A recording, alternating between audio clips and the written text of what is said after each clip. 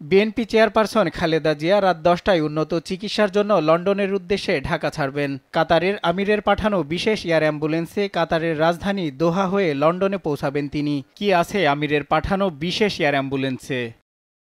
কাতারের আমিরের পাঠানো দ্রুতগামী এয়ার অ্যাম্বুলেন্সকে একটি ভাসমান হাসপাতাল বলা যেতে পারে। এর ভেতরে রয়েছে অত্যাধুনিক সব চিকিৎসা সুবিধা। রোগীর যে কোনো জরুরি সেবায় এই উড়ালযানে রয়েছে সর্বাধুনিক প্রযুক্তির সরঞ্জাম।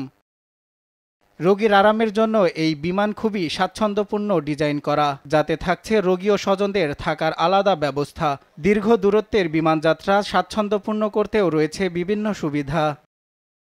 কাতারের আমিরের পাঠানো এই এয়ার অ্যাম্বুলেন্সে খালেদা জিয়ার সঙ্গে থাকবেন তার ছেলে প্রয়াত আরাফাত রহমান, কোকোর স্ত্রী সৈয়দা শর্মিলা রহমান, চিকিৎসক, বিএনপি নেতা ও ব্যক্তিগত কর্মী ও ২ জন গৃহকর্মী। এয়ারপোর্ট থেকে সরাসরি লন্ডন ক্লিনিকে দেওয়া হবে খালেদা জিয়াকে।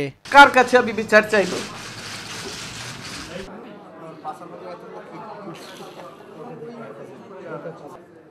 দীর্ঘদিনের সংসারের সব মালামাল রেখে আমাকে এক কাপড়ে বাড়ি থেকে বেরিয়ে আসতে হলো,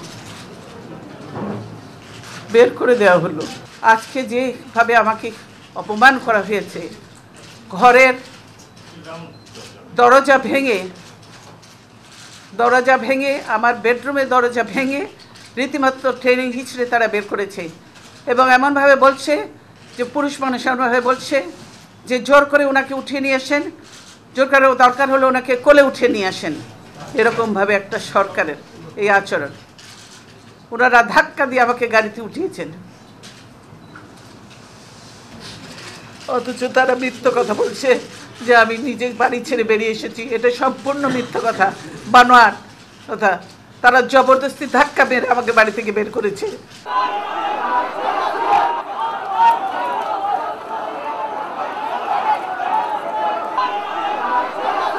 বেশ কয়েক বছর রাজনৈতিক রোষানলে কাঁটাতারে বাঁধা ছিলেন বিএনপি চেয়ারপারসন খালেদা জিয়া ও তারেক রহমান। দীর্ঘদিন পর দেখা হতে চলেছে মা ছেলের।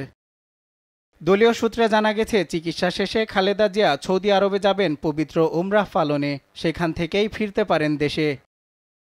সজল বিশ্বাস, নিউজ ডেস্ক, দেশ টিভি।